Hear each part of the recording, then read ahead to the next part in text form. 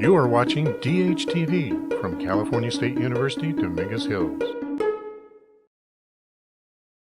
Hi, I'm Dr. Pamela Kreiser, and welcome back to NCR 525, which is our course on mediation. Today we're going to devote this episode to talking about building the agenda. Now, as you might remember, this is our third stage of mediation. And when we think about the 5 stages of mediation, this middle stage is sort of the gateway to getting those solutions on the table for our disputants. So today we're going to cover 5 different elements about building the agenda. The first thing we're going to talk about is the agenda generally, how we create it, what it is. We're also going to talk about framing and reframing, the notion that how we use our wording affects how things come across to our disputants and in the session overall. We're also going to talk about ordering, and then ordering and also packaging the agenda. Sometimes we have to combine elements together to get movement in our sessions. And then last, we're going to talk about testing the agenda, the notion that before we proceed to generate solutions, we have to test it out to make sure that we have the correct items on our agenda, or the ones that we believe will be most beneficial. Now, as you think about building the agenda, I want to talk about a couple of elements that I think are important. One of the comments that we've talked about mediation is this idea that all mediation is contextual. So you might be tempted as a mediator to think about building the agenda the same way every time. My comment would be that would not ever be possible, because if we're talking about a dynamic context of communication, we're talking about the notion that it might change every single time we're in mediation. Now, I'm not saying we don't build the agenda. I'm just saying that how the agenda is built, what is on the agenda, and how we use the agenda might vary from session to session. In fact, I might even argue that if it's the same every single session, that you as a mediator need to examine how much structure and control you have over the mediation. Perhaps you have too much control. So there's sort of a dynamic balance between creating an agenda that really works, that you execute as a mediator, but have the buy-in from the disputants. So as we think about that, we want to understand that. Now, when we're talking about the agenda, we're talking about the different topics that we have identified that are the areas where we're going to generate solutions. So as you think about stage 3, think about the notion that this agenda provides a structure going forward. Now, when you think also about that, think about how crucial it is that you order it, that you package it, that you pay attention to all of the details, because how you and I even label things affects all of the solutions that will be generated. So let's think about the process overall to start, and let's take a look at this first clip that overviews building the agenda. The agenda is a list of topics to discuss. The topics are the issues, not proposed solutions.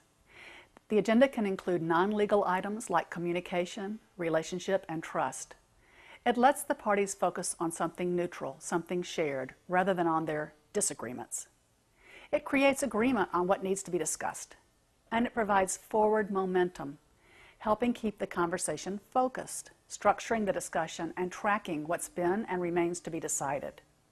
It also provides a visual record of accomplishments, as items can be checked off in negotiations.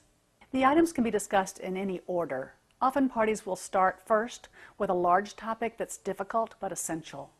Other times, momentum can be achieved by starting with a smaller item on which agreement is more readily reached. In my opening statement, I explained we'd be making a list after you each had a chance to tell your perspective. And that's the phase we're going to move on to now. This is a list of the issues that we need to negotiate. And I'd like to have both of you contribute your ideas about the things that are important for you to include when we turn to negotiating, okay? Okay, great. Either of you can go first. Just throw things at me and I'll be writing them out. So, what things are important? Well, I want to know if Sherry's been drinking excessively or doing drugs.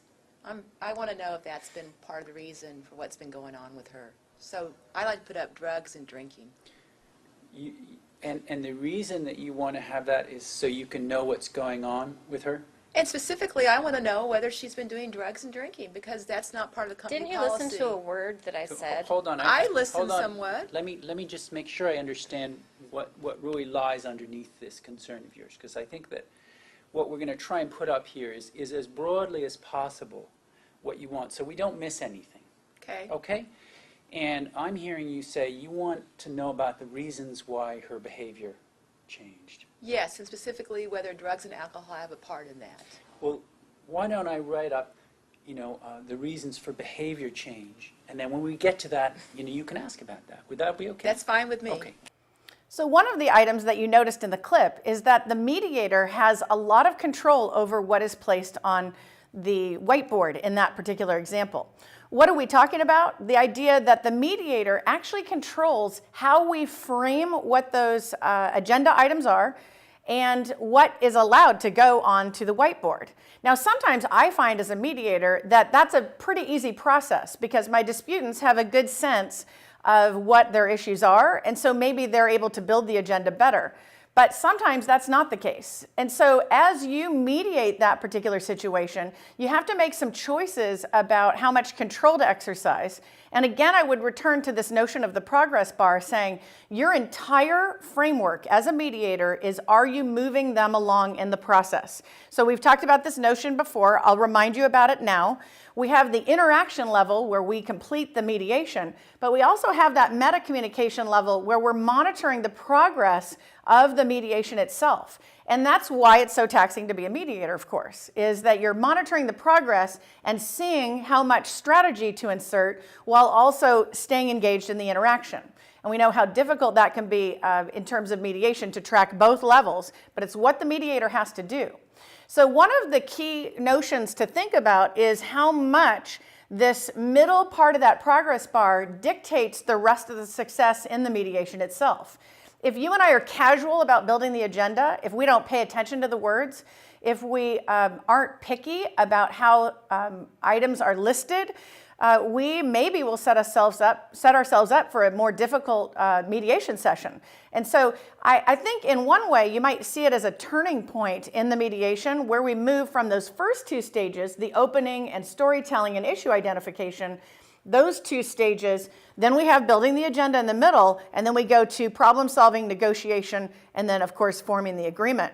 So think about this as the turning point for success. And in some ways, I think about this as a really good agenda that's built, maybe is the difference between a good mediation and a great one. That if you can become very good, very skilled at building an agenda strategically, then you have better success on the second part of that session. And that's success for everybody, not just as a mediator, but also for your disputants. Now, your book talks about the notion of the agenda as topics, and that's the same thing that we're talking about here in the example that you just saw. What topics will be listed? Now, the first thing I'll tell you as a mediator is I have to be very careful how I list the topics.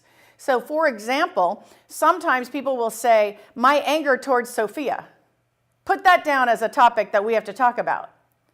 And as a mediator, I have to decide whether I want to frame it a different way or reframe what they've been talking about in a new set of language that will be more beneficial to the process. So what am I talking about? I might say that same sentence, your anger towards Sophia, and I might write down on the whiteboard your relationship.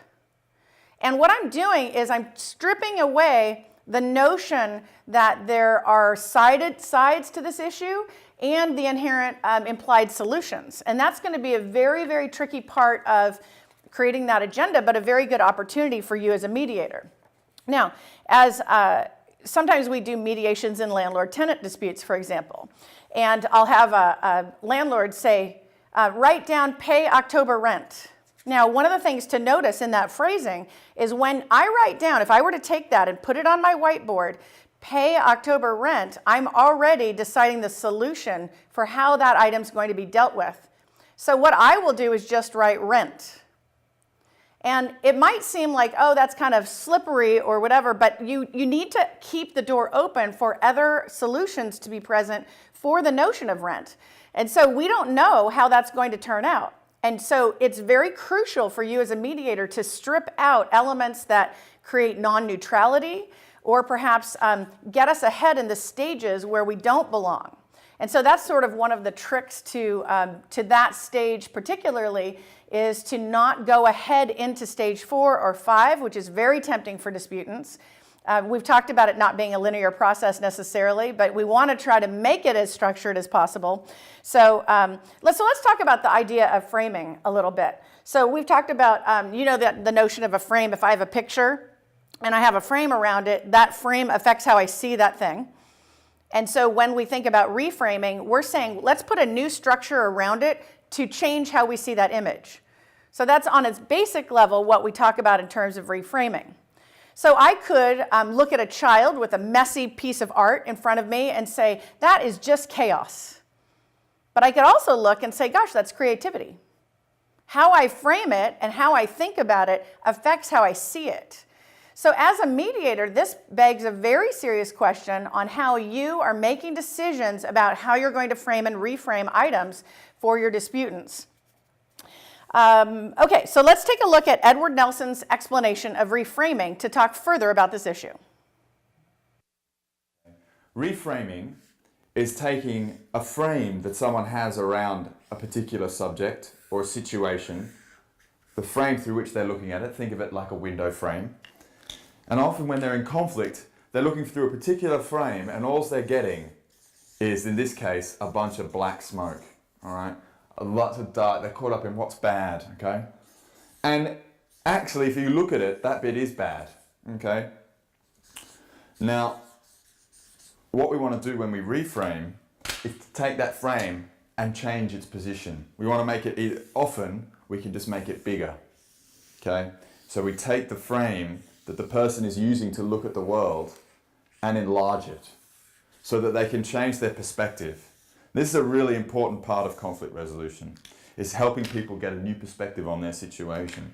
Now, this might seem a little bit far-fetched for them at the time, but let's just take the case here that this is a chimney, all right? And this is actually a house, and there's a window here, and there's another window here, and actually there's a river out here. Now, you don't have to necessarily look just at the smoke or the house. You might want to choose to focus and look at the forest that's over here as well. But people will forget the overall picture. They'll forget the good things. They'll forget the nice bits. They'll focus on what's bad. And what we want to do when we're reframing is change that view. Whether it's over here or larger, that's reframing. So that example shows us how sometimes when you and I reframe, we can create a larger picture for all of the parties to view the situation in order to gain a broader understanding. Of course, that creates a contextual meaning for the interactants and usually is very helpful. Sometimes, I think inherent in that example, disputants tend to be very narrow in their thinking. They think, oh, it's just this one thing or it's just this one other thing. And I find that very often in my mediations in court, where individuals have decided over time how they view something, and they have really gotten stuck in their positions. Now, this next clip we're going to look at examines this notion that if you and I don't reframe, then we run the risk of reinforcing positions. And so that is kind of an interesting relationship to establish. This notion we've talked about previously, which is the notion of moving individuals off of their positions and developing common interests and using reframing as a tool to do it. Let's take a look. So parties in conflict often get locked into positions. Let's say two people have a disagreement over property. They both claim that they own the property, and they both want the other person off the property. They might take a position that they each have a legal right to that property. That position hides what their real interests are. All humans have underlying interests and needs. They need security, they need safety, they need love, they need self-fulfillment. And the disputes often mask those sorts of underlying interests. One of the things that a mediator can do is help the parties get beyond their positions to focus on the underlying interests that help actually resolve the dispute. You often use techniques such as reframing to help parties get beyond their positions. A party might take a very strong and emotional position. I want that cheater off my property. What does that mean? There's often a deeper meaning behind statements like that. And a mediator can help to diffuse some of the emotion and help parties to understand each other better by reframing a statement like that. So if a party says, I can't believe that cheater has taken my property, a mediator might reframe that in a way that would make it easier for the other side to hear what the underlying interest is, and maybe even easier for the speaker to understand the underlying interest. So a mediator might reframe that statement by saying, I hear you saying that you believe that he's taken something that belongs to you.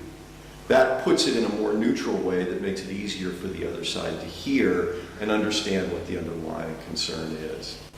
So I'll give you an example of reframing in a situation that we often use in our training. The case involved a longtime teacher at a school who was terminated with only 3 days' notice.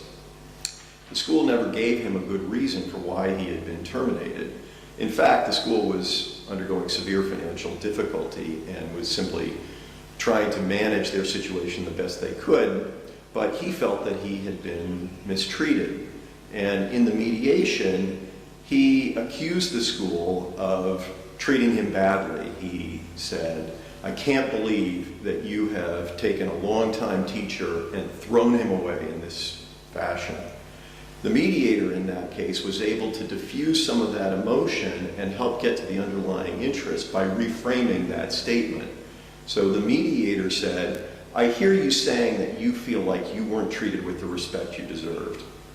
That took his statement out of the emotional context. I can't believe you people did this to me, which would have raised their defenses and helped them to understand what was really at issue, which is his need for his own personal respect and dignity. As we think about the notion of reframing, this clip gives us very good insight into moving individuals off of their positions and looking for common interests, and then framing the conversation around those interests. I find it something that comes up quite a bit in civil harassment. So in the court where I do mediation, frequently the judge will have a series of restraining orders that will be filed. And the individuals will say, I know how to solve my problem, it's going to be a restraining order. And the judge will review the case and send it very often to mediation, especially the neighbor-neighbor disputes, for example. If you think about it, we're talking about a restraining order maybe of 1,000 feet when the neighbor, in fact, lives maybe 100 feet away. It's just not achievable in terms of what the court can help those disputants with. And so it'll end up in mediation with someone like me. So we will get into the situation, and we might be ordering the agenda, we might be building the agenda, and people will say, well, they just need to stay away from me entirely. And if you think about it, it's like that's not really possible if you guys live next door to each other. And so you'll hear people phrase things like how they see the world and how they see the problem. Sometimes they'll say you need to be more X, or you need to be less this, or you need to never speak to me. And that's all very interesting, but it's not necessarily achievable. So like as a mediator, you bring some sort of reality to it, and you also bring context to it. I've told you before, the number one interest that I hear in neighbor-neighbor disputes is that they both want peace. And so I have a much better shot at putting peace on the agenda for them to talk about how they're going to achieve it than to say, stay away. And you can see that positional, that narrow thinking, and the difference between those two ideas. Now, as we talk about framing, we want to think about how the disputants think narrowly about their conflicts. And this next clip really highlights the notion of meta-communication. Let's take a look.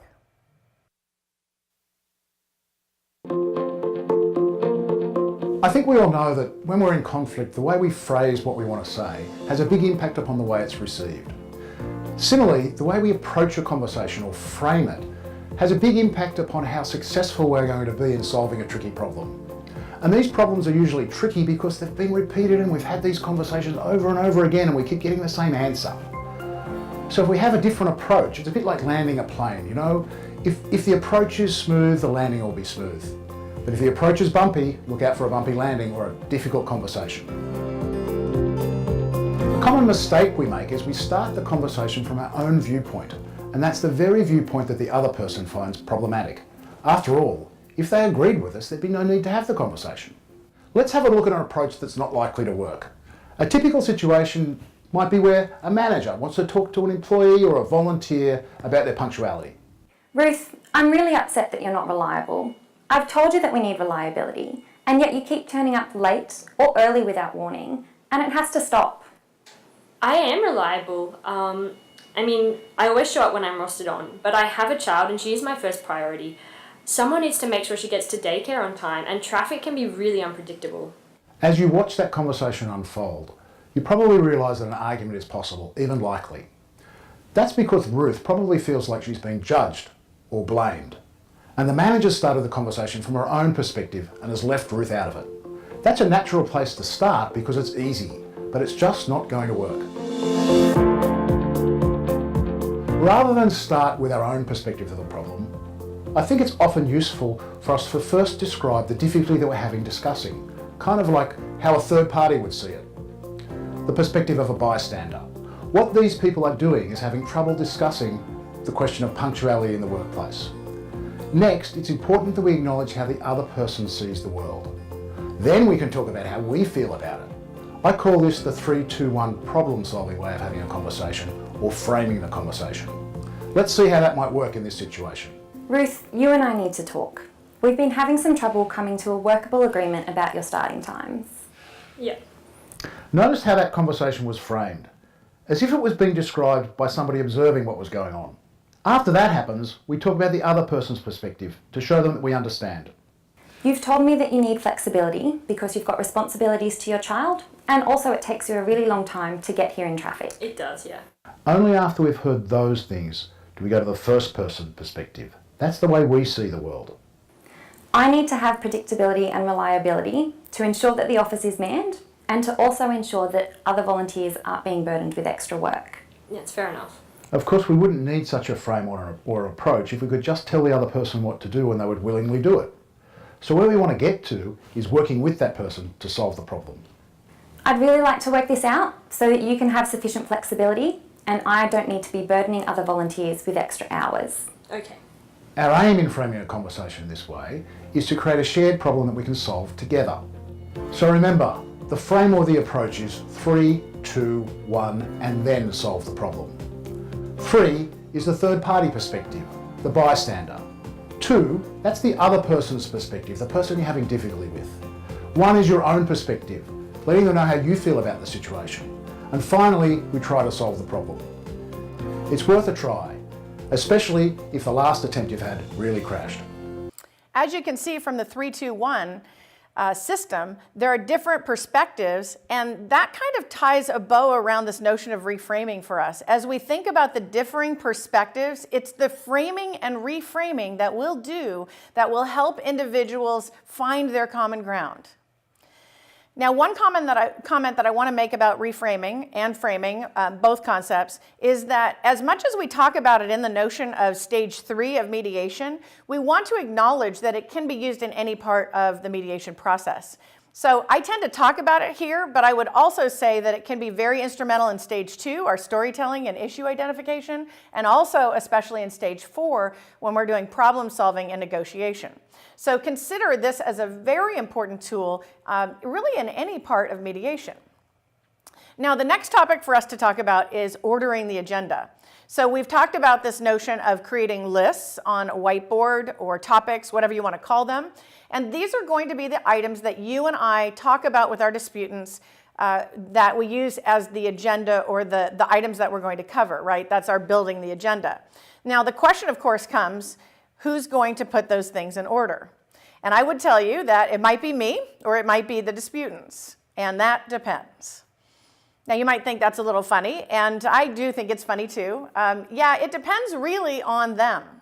And that is, can they make strategic choices that are going to move the progress bar? So when I'm monitoring that the whole time, I would ideally like for my disputants to be very mature, very aware, very neutral, very facilitative, very open, very helpful. I would like all those things to be present. And the reality is that not all disputants share those qualities. Instead, they might not be able to see really even the conflict very clearly, nor the solutions, nor even the progress that we've made in mediation. So that's where you come in as a mediator. You might be able to get those disputants to put those items in order, But it might also be not the case sometimes where you have to actually put those items in order. So of course, that begs the question of how do you determine the order? I will tell you my style as a mediator. It is not the only way to do it, but I like to tackle the worst problem on the list first. What do you mean by that? Well, sometimes I look at gateway issues, meaning that if we don't solve that particular issue because it's so large, then we won't be able to solve any of the other smaller issues. And so when you're thinking about that, as a mediator, you want to have a plan. So I'm not here to tell you that putting them in alphabetical order is right, or flipping a coin, or worst to best, or best to worst, or any of those things are the exact catch-all. What I'm here to say is it's all about strategy. So when you're the mediator and you're making the order present for them, if they can figure it out and it seems really beneficial to the process, great. That might even get you some more buy-in. But the thing that I would tell you as a mediator is often I find that I have to insert some guidance, not my preference, but some guidance into the ordering of the agenda so that they have better success in terms of the progress. So we could do small issues, perhaps from a strategic point of view. I might say, oh, we need some small victories. And so I might have them discuss a small set of concerns first and then go to a larger one. Or I told you my preference frequently is to go for the very biggest item on the agenda first and then go through the smaller ones. And usually it's because those are tied to the success of the smaller items. Something we're going to talk about in a little bit is this idea of bundling or packaging, where some issues go together, and so they can't really be talked about separately, and so we have to link them together. That's something you can also strategically do as a mediator for your disputants. Of course, the key is to keep your strategy right on top and say all of your decisions as a mediator, and I would say all, are strategic. So some people will mediate and kind of go, well, I just defaulted. I would say never to do that. I would say always have strategy on your mind as a mediator, and the strategy is not for your success, it's for theirs. So as you're thinking about how this process is going, you want to think about, am I maximizing the outcomes here for everyone involved? Not just me, right? Because it's not really about you as a mediator. It's what would be best for our system and best for these disputants. All right, so the next clip we're going to watch talks further about building the agenda. Are you talking about the customer service thing? Yes. Okay, so Sherry, what you would like to include is a discussion of what? Putting job responsibilities into my job that weren't part of my job. You know, heaping on a whole nother job that interfered with me Well, you being only able did that to do part-time. my job. You filled in. But I didn't Well, get hold on, paid extra we're for House it. Depot, you know what the philosophy Hold on. is. We're not actually negotiating yet. We're just trying to identify the subjects at this point. And it sounds like what I'm hearing Sherry say is that she'd like to talk about job responsibility or scope of work. Mm-hmm. So one of the things that you saw in that clip is this notion that individuals frequently like to speed up to stage 4. And that's something that I battle as a mediator to try to bring them back to building the agenda. One of the comments that I would make about the agenda is while it's probably the shortest of all 5 of the stages, it's maybe one of the most important because it dictates the success of stage 4 and 5. So one of the reasons I had that clip to show you is the notion that people run ahead. They try to go ahead in the process and just start dictating solutions. And that I find very interesting and often detrimental to the process because we start to lose the structure. We can also lose the neutrality, which is another issue in that situation. Okay, so, all right, one other comment that I'm going to make is remember that how I put it on the whiteboard, you'd heard me say this already, dictates how we think about it.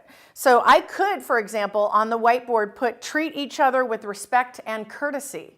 That might be how I put it on the whiteboard. And just like this example, we see that that actually is a solution, not an issue.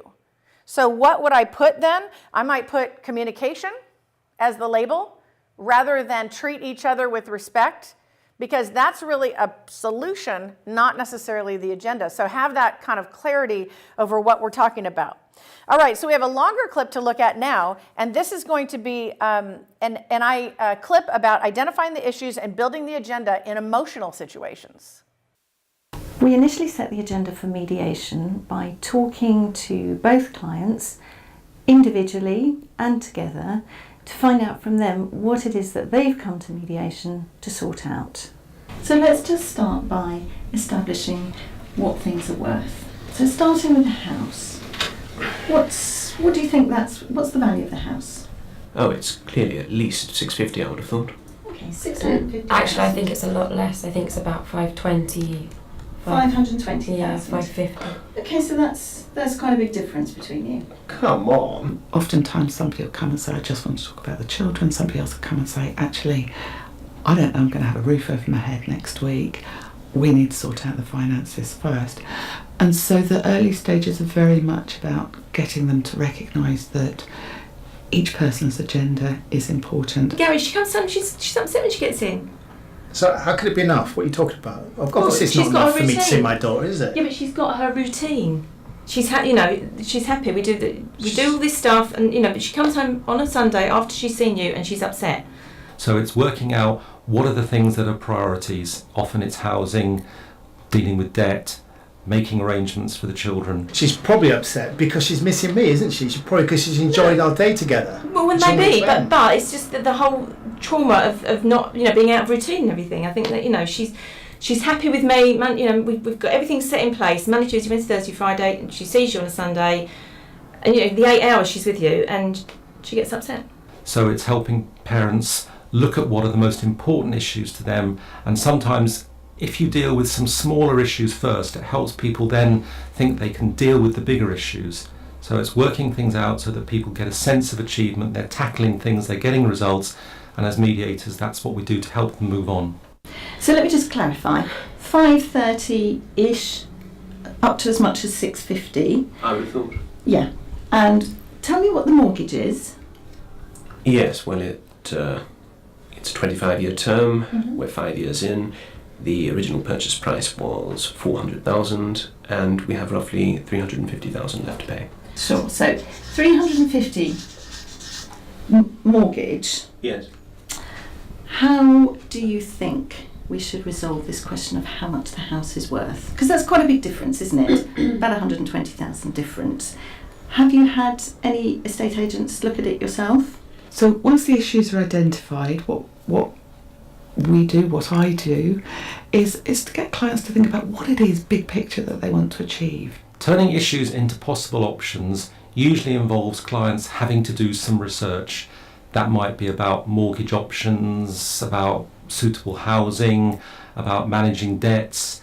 And once people have got the information about their particular situation, they can then make decisions that work for them. And it's going to be quite important to get a somewhat more accurate figure on this, depending on what you decide to do. Well, I think I can come up with an estimate as well that will show that it is. He just wants that estimate so he wants to sell it, and I don't want to sell it. This is a property that I spent a long time doing up and working on, and I brought it to the state that it's in. And I put in the greater part of the initial purchase price, I believe. We look at what's possible, what's feasible, what's affordable, and then we look at what the preferences are, who would choose what, and there's a negotiation. And generally people can see the point of making some compromises, and the preferences, the preferred options get firmed up and tested. The upset is, in a sense, saying goodbye to her dad. Yeah, maybe. Okay, so is it possible that a new routine could be created which gives her predictability in her life, gives her the security of knowing what she's doing day by day, but maybe seeing more time with her dad? What do you think about that as a possibility? I'm not overly happy with it, but obviously it's a possibility. But I just want Christine to be happy. That's my main priority, really. Turning options into decisions often has a big emotional component because people, they've got a big change to deal with, and often they are perhaps moving somewhere that isn't as nice as where they used to live. They might have to stay with family or friends. So it's helping people look positively at options because they're best for all concerned. During the course of the mediation, as people discuss and negotiate the possibilities, the mediator will capture along the way any small steps, any small agreements that are made, begin to build a picture so that by the time the mediation concludes, they will have explored all of the possibilities. They'll have looked at what's possible, what's affordable, what's going to work for their children, and will have then had that for them summarised in writing by the mediator, and at the end a concluding summary is written that captures all of their agreed arrangements for the future.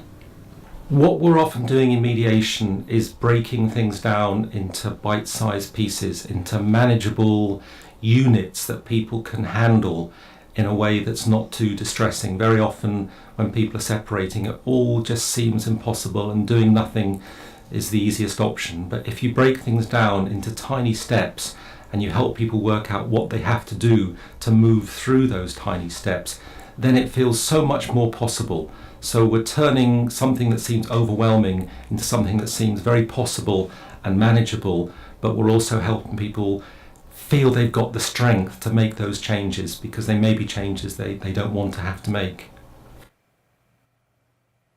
So this launches us into a very interesting conversation about how that agenda was managed overall and how much help you can bring for those disputants. So let's think about individuals approaching mediation. If you think about it, each party has their own individual agenda. They have the items that they think are the big deals or the little deals. Okay, so they have their agenda. And what you're essentially doing is you've gone through storytelling in the opening, and then now you're going to build this common agenda. And so if you think about it, that's really the first step in terms of, I mean, there's some progress in stage 2, but stage 3 really houses the first actual progress where we can generate a list of topics that help take those 2 agendas and form it into one. Now, the other comment that I would make is that when I form an agenda and it is very suitable to the disputants, then it can be used as a way to manage the rest of the mediation. So somebody might bring up something suddenly and say, what about this? And if we've done a good job building the agenda, then I can say, see how it's listed here? We're going to get to it in a minute. Now, one of the things that the clip talked about is this idea of bite-sized pieces.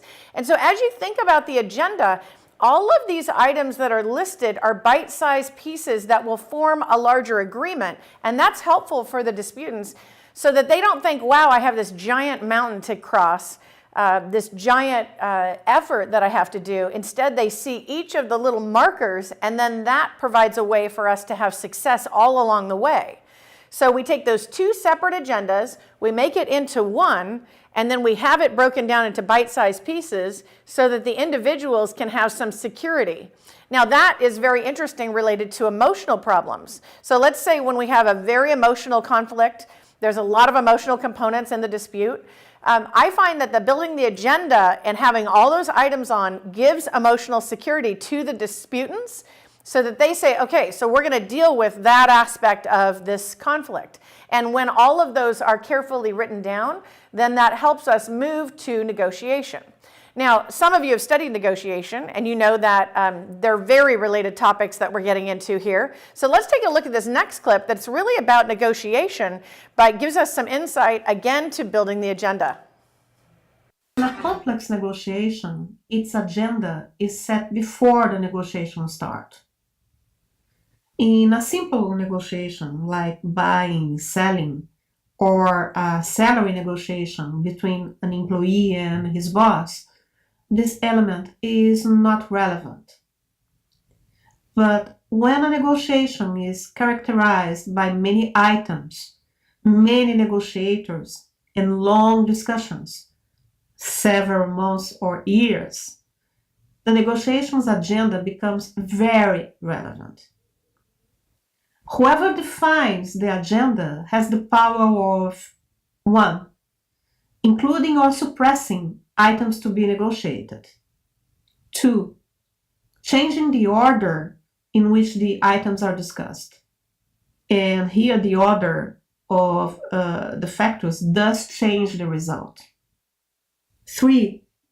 Privilege or not some items while disregarding others, planning more time and focus on some subjects and less on others. And 4, establishing dependence relations among items being negotiated. That means one item becomes a requirement for others. Usually the agenda is defined through a negotiator's agreement, but it is possible that one of them, because he has more power or the meetings physically occur in a place of his own, or because he was previously defined as the negotiation process organizer, he may have a more active role in the agenda definition. In this case, he has an advantage, as he has certainly built an agenda considering his negotiation interests and not necessarily considering the other negotiators' interests in the same way. Due to this risk, it is common to have complex negotiations taking place in a neutral site, having a trustful and preferably also neutral organizer. Or the negotiation rounds are organized alternately, with the responsibility over the organization and agenda definition passing from one negotiator to another in sequence. Even so, the process of defining the agenda must have the participation of all the negotiators, avoiding that items preferred by one negotiator prevail over the others. The agenda reflects priorities.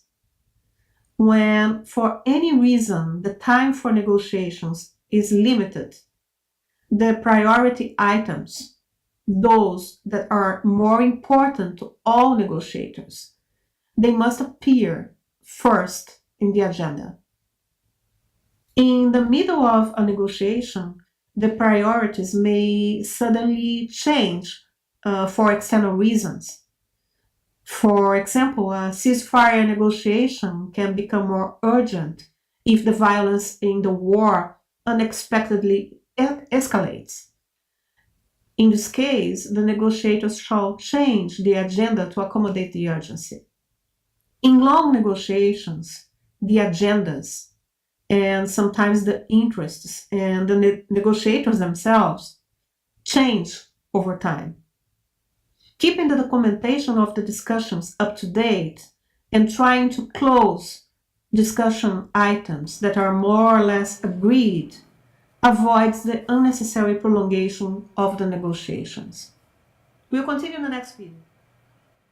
So we can see in that clip a really primary responsibility of the mediator. You saw some examples of where the mediation actually could go wrong. This notion that when we're talking about the parties without your input, you see examples in that clip of where power might overtake the situation, or someone might try to prioritize something on the agenda and make it a prominent interest because it's in their interest to make sure that item gets discussed, or they believe they'll win on that item.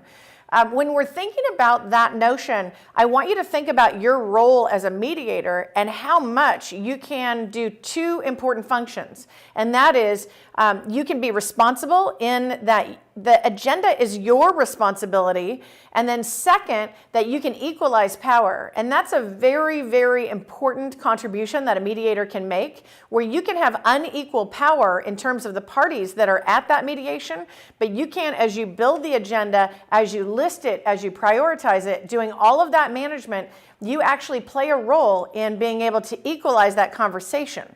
So we talked previously about the bite-sized pieces and the ordering and putting it together. You as a mediator have a chance to get people on an equal playing field where they might have not been on an equal playing field. Now this next clip is Jim Camp, and he's a negotiator, and he's going to talk about building the agenda from the negotiation point of view. Well, the beauty of agendas is that they have to be negotiated and agreed upon. So, you know, one of the challenges in negotiations is most people don't know how to negotiate an agenda. They don't even know what an agenda really is. An agenda is made up of 5 parts. It's made up of the problems we see we're facing, possibly any baggage we're carrying into the engagement from past experience, or baggage that they're carrying that from some past experience that we may assume they're carrying because we know the history. Or fourth is what we want. So often people go into negotiations don't even know what they want. And then lastly, what's going to happen next? And so inside the agenda, you're actually building an agreement to come to some conclusion, some decision, to get what you want. And by building that agenda and by making that problem statement, you begin to create vision. So for example, if I say, here's a real problem, may I address the real problem? I want you to be able to make a valid decision to reject or embrace this. So I'd like to deal with this real problem. Do I have your permission? And then you can, because you've asked permission and hopefully they've given it to you. Now, honestly, I can't remember the last time someone said, no, don't tell me the real problem. But the point is this, is by getting that permission, then I can ask the question, well, how important is this to you?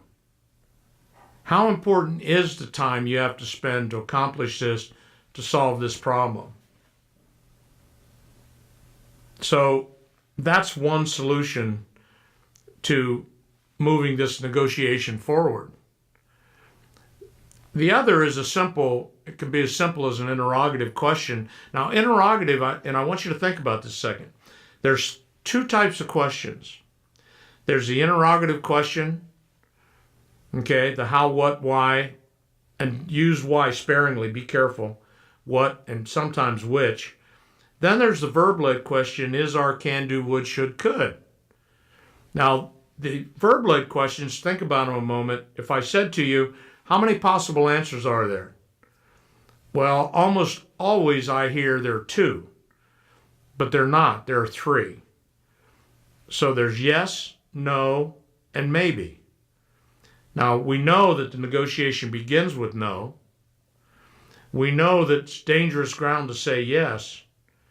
But when someone says maybe and doesn't make any decision, we're churning, we're just vibrating. There's nothing moving in the negotiation. So we take that interrogative question and we put how in front of it. How important is this? And the simpler the interrogative, the better. The more we get out of the way after asking the interrogative question, the more opportunity the other person has to discover. Now, there's a couple things that are really important here about creating that vision. One is we want to speak in a nurturing tone, low and slow, if we can. Or secondly, we want to use a nurturing statement to precede it. For example, this is a difficult question, but how important is this to you? So we have a nurturing statement. So what you'll find is that when you really master what we call the fuels to the system and the behaviors, and they're locked in, you'll begin to discover that you're creating an action that creates discovery in others immediately. And you'll see it right in front of you. You'll see it take place, and there'll be they'll burst on the scene giving you their vision of how they see it. It'll work for you, trust me. One of the things that I like about that clip is this notion that when you think about the agenda from a global perspective, it is really the early stages of the solution itself or the agreement itself.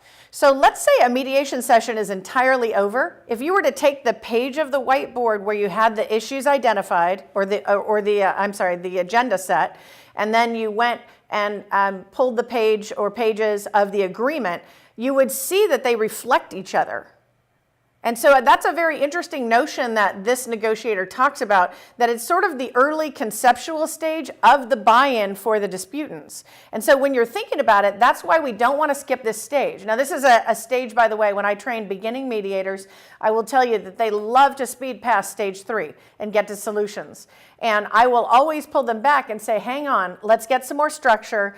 And let's also get the early victories on some of these items and also get it into bite-sized pieces. Because as we're thinking about that, we've got to get it to a place where our disputants feel like it can be managed.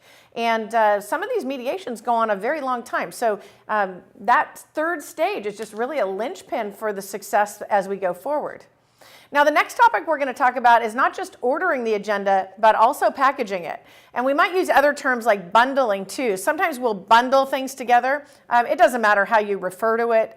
Books treat it lots of different ways, but the concept is similar. And that is the idea that some items go together and then some items don't. So let's say, for example, I was mediating a settlement agreement for an estate.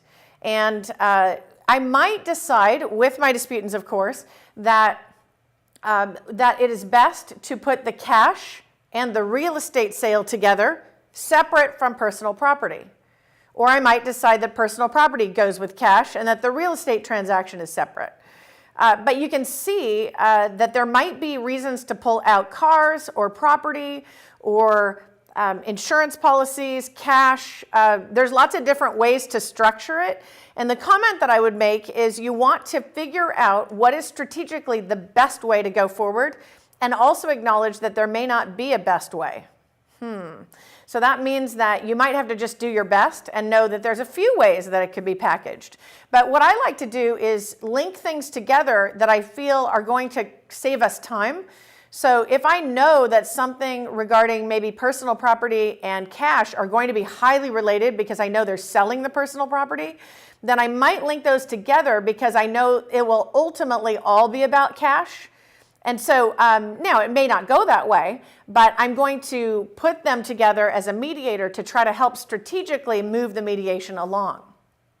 Now there are two different phrases, by the way, that we can use that I would recommend you use in this setting. One is a two-way commonality statement. So sometimes we'll have an issue where they need one thing and they need another thing that are they're related, but they're not necessarily the same item. So let's say we have a roommate dispute. I might say, Joe, is there a way for you to have the quiet that you need while Steve can have a place where he can complete his hobbies? And it's a two-way commonality statement, meaning is there a way for you to achieve what you want and you to achieve what you want? And what am I doing? I'm bringing those two things together instead of having them be separate because I know they relate to each other. There's an issue of noise underneath that or space or who knows, depending on what the conflict is. The other comment that I would make is when we talk about commonality statements, of course, general commonality statements are very instrumental in building the agenda. And that's the notion that you and I can identify things like I talked about peace. Neighbors want peace. I might, in an employee dispute, say, both of you would like to keep your job. And I might use phrasing like that to get us to build a better agenda. And also, as we go into solutions, I might use that same strategy to try to move people along in the process. Now, the last thing we want to talk about is testing the agenda. And this is actually interesting because it's really short, or it can be very short, but it's very crucial because we're checking ourselves along each of the stages. right? So when I say I'm testing the agenda, I'm testing that we have the right list up on the board for my disputants. That's what I mean by right. Not necessarily right according to my standard, but right according to what they want to talk about. And so when you're thinking about that list on the whiteboard, think about the list being representative of what they want. Now, I might use phrases like, does this cover everything? Or does the wording work for each of you on how we have phrased the items? Or maybe, do you like the order of the items? And I might have put like 1, 2, 3, 4. If it's very complicated, I might rewrite it before doing the testing, by the way, because if I have many, many parts of the agenda, then I might need to redo it just for the clarity for my disputants. So this last part of testing is this notion that we want to test and say, is what we want to talk about on this list? Now, another comment that I would make here is that anytime we test in any stage, so like, do you understand the opening? Are those all the issues in stage 2? Did we cover the agenda in stage 3? Have we thought of all the solutions in stage 4? Like anytime we test parts of or stages of the mediation, we run the risk of disputants taking us to other stages. Now, so think about that with me. I'm at building the agenda and I say, have we talked about everything? A disputant might say, no, there's this other thing that happened 3 years ago. I want to tell you about it. And just like that, I am back to stage 2, and I've got to hear a whole other story, figure out if there's an issue to identify, and then come back to the agenda and decide whether it goes on there or not. Now, sometimes mediators get frustrated by this. They'll say to me, I want it to go in order. Like, I don't want to deal with people that are chaotic or don't say what they mean or aren't honest. And my comment would be, I would have to just say a couple things. One is, we don't know that they thought of this when we were in storytelling. So it might be just something they discovered, or perhaps now they feel comfortable doing that. I could be mad that I'm going back to stage 2. I could be upset that it's not the order that I want. But again, it goes back to the progress bar. If this is an issue that we've got to talk about and we're doing it here, then we're doing it here.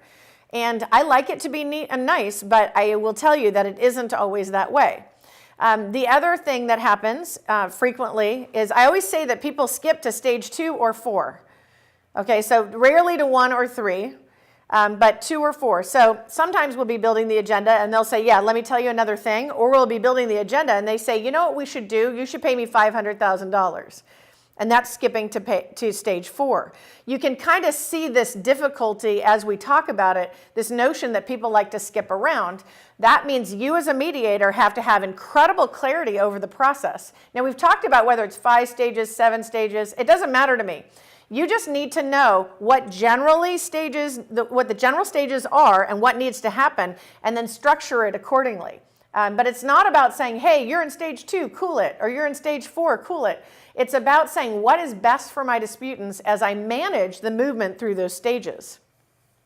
All right, so this last section of the show we've done before, which is based on some questions that you have asked on the discussion board, and it's where we talk about ask a mediator some questions. I don't have a mediator here today to ask these questions, so I'm just going to take the questions that you've posed and talk about some of these questions one at a time in order to try to give you some insight over the process. Okay, so let's talk about the first question, which is something that's come up quite a bit on the discussion board. What is your philosophy about emotion in mediation? And so that's an interesting one. Most of the emotions that I've experienced are either sadness, despair, crying, devastation, like that, or they're anger. But not that you don't have other things you do, but frequently it's those two appearances in terms of especially civil harassment. Sometimes fear will play a role in there. And when I'm talking about that, I think the answer that I would give is, what's my philosophy? My philosophy is all about the progress bar. And that is that I will suggest that the disputants be themselves, of course, so we don't want to minimize or get rid of emotions because that doesn't work. But we might entertain them a little bit or explore them a little bit if we believe that that gives us progress in mediation. Now, some of you might have studied speech accommodation theory, and that's the idea that I would match whatever that emotional situation is. So if someone maybe raises their voice, I might raise mine to engage in that same level. And I think there's lots of different ways to kind of view this, but I would say I understand that theory of the speech accommodation, but I also would say that this is a very pragmatic process. And so for me, the emotional decision making is really around this notion of what gives you the most progress. Okay, so what about unrealistic? This next question is, what about unrealistic disputants? So this happens sometimes. I would say every month or two, I'll get somebody in court, especially in small claims, that they'll say, I'll agree to mediation as long as I get everything I want, which is exactly what mediation isn't. And so I find that to be funny because they're unrealistic about what mediation is. And so what I'll do is I'll try to go after that really early in the process, maybe on the way to the mediation room, or maybe as soon as we sit down. I might say, I want to acquaint you with what mediation is so you're fully aware of this process and how it's different than what you could be thinking before you arrive at the interaction. And I might say to the disputants, be aware that we will construct the outcomes together as opposed to having everybody get what they want necessarily. We have to work that through in mediation, see if it's achievable. But I find sometimes people say, I'll do mediation as long as you give me everything I want, and that inherently doesn't work. So something that comes up or came out quite a bit this week was the importance of wording. And so this is something that I saw a lot in the opening statements that I read and commented on. And some people would say, I would like for you to start, or I would like for you to be honest, or I would like for you to tell me about this. And my comment would be, I would be careful about doing too much wordy phrasing like that is lacking the precision and then costs you on the control side. So I, in mediation, wouldn't say, I'd like for you to start. Instead, I say, please start and tell us why we're here today. Now, I'm not nice about it, but what I would suggest is that some of the phrasing that I read in the opening statements needed to be more precise and needed to sound more directive in order to increase your control as a mediator. And so consider getting rid of phrasing that is very, I would just say wordy or filler kind of language that doesn't necessarily have the precision or the control or the direction that is, I think, more important in terms of the opening statement. So one question is when to use a caucus. Remember, that's where I take the individuals and talk with them separately. And I might do this for a variety of reasons. We've talked about some of those on previous shows. And so I might use a caucus strategically to get information or to find out like why we're stalled out in terms of the progress bar. But what I would say is it's really a caucus comes for a variety of reasons. Now, some of you in your opening statements said, we'll use a caucus when things get out of control. And my comment is I wouldn't tell them why you would use a caucus. You say, we'll use a caucus, which is when we meet individually, if we have a reason to do so. But I wouldn't give all the reasons. Because what happens is the reason you mentioned in your opening statement isn't the reason that comes up in your mediation. I might use a caucus when people get too emotional and it just becomes destructive. I might use a caucus when people are just exhausted. I might use a caucus when I have to go to the bathroom. I mean, it could be anything. And so I would be careful about in your opening statement saying there's only one way to use a caucus. There's a lot of ways to use a caucus. Now, a big thing that comes up all the time in opening statements is the promise of equal talk time. And many of you said the amount of time that you will talk. And what I would say is that is for sure a promise you cannot make. So I don't want you to say you will have the same amount of time to talk because that is not true. You're not timing them. That isn't how it works. What I would say is when you're talking about talk time, say that, hey, we'll have the equal opportunity to talk. And that makes it a much more achievable promise to your disputants. So what am I saying? Don't say you'll have the same amount of talking time. Say you'll have an equal opportunity to talk. And then that goes to this notion that I've talked with you before about, and that is that you're not going to ever be able to achieve equality as a mediator. But what you want to achieve is the perception of equality. What does that mean? That means that when individuals are in my mediation, I want them to believe that they had an equal option to talk if they wanted to. Doesn't mean they take that option. It just means they have the equal opportunity. What does that translate into? Then that translates into this notion that individuals felt like they were heard. And that's a much higher level achievement than simply you spoke 5 minutes and you spoke 5 minutes. So when you're thinking about it, don't think about the exact equal time, think equal opportunity, and it's the perception of equality that matters. Okay, next one. How do you deal with binders in mediation? So sometimes this happens, especially in landlord-tenant. Someone will come with a big binder of information, and they want you to look at all of it. The 100 pages of text messages, transcripts, or they want you to see 12 of their videos. And I find this to be a big sinkhole in mediation, honestly, because they mostly tell the same story. And so what I would advise you do when you're faced with a dispute that has tons of information, I would ask them to summarize what that information is. So if I were to read every page of that binder, what would I learn? Or if I were to watch every video, what would I see? And I use this strategically when we're in settings where I don't have maybe the time to look at all the evidence, and also I want to know what they believe I'll know, because sometimes I can actually get rid of that concern pretty quickly. I've had disputants before say, hey, if you saw my videos, you'd see that we're very mean to each other. I tape us. And the other disputant says, yeah, we just do that all the time. Well, now I don't need to watch the videos, do I? You agreed. You agreed that the videos depict negative interaction between both parties. And so as you're thinking about managing large levels of evidence, I would caution you about taking the position of a judge or reviewing it to determine fairness. I would ask them what the evidence means to them, or what we would need to look at that they believe would be helpful for our mediation. And asking them to make that distinction can be useful in mediation as well.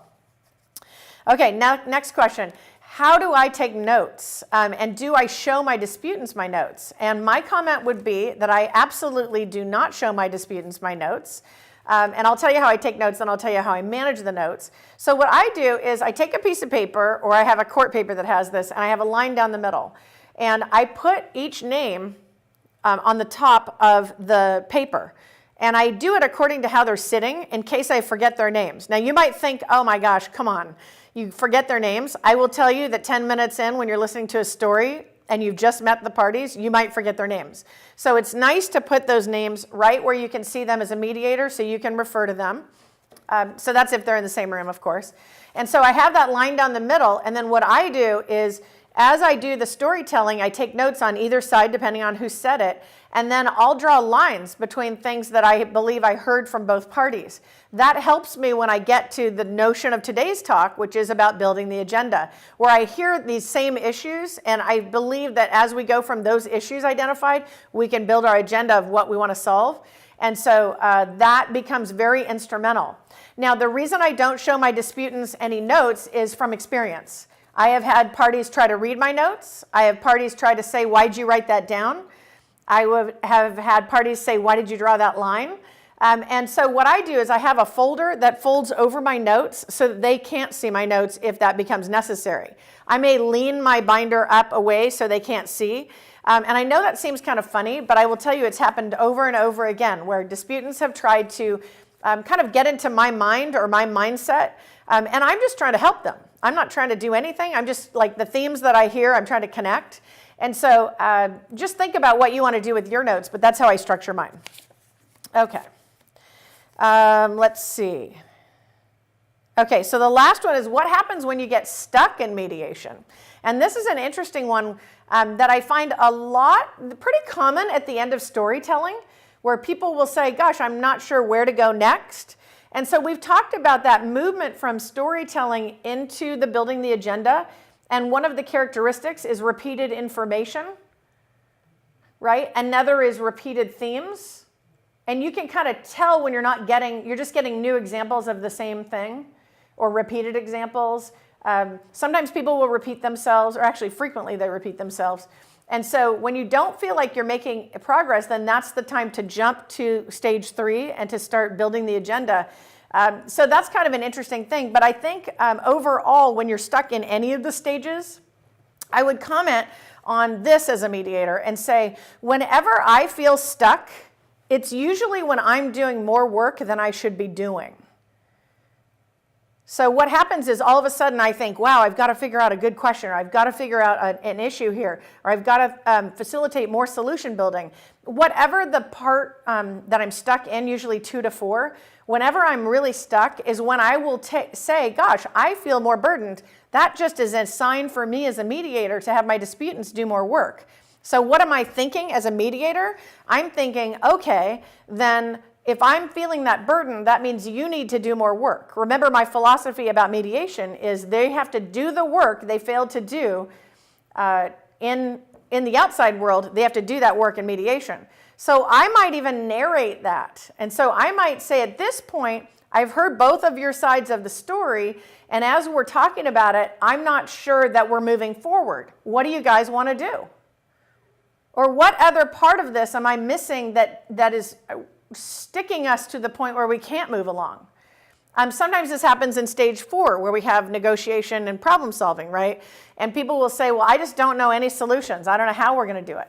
And I'll say, so I'm hearing that, and I'm hearing both of you say you don't know what to do, but I need to remind you my role isn't to do it. So what do you guys want to do about your solutions for this? And what am I talking about? I'm talking about kicking the work back out to my disputants rather than taking the burden on myself. And so as you think about your mediation skills and as you think about your own perspective in mediation, consider how burdened you feel. Because if you feel burdened, my philosophy would be, then you're probably doing too much work. You're the facilitator. And so the point is for them to do the work and for you to be the person that orchestrates that outcome. Well, today we've talked about building the agenda in a bunch of different ways. We've talked about ordering and packaging and reframing, a lot of important concepts. But at the end of the day, think about this stage 3 as the key, one of the keys to having a very successful mediation. That's all for our show today, and I will look forward to seeing you next time.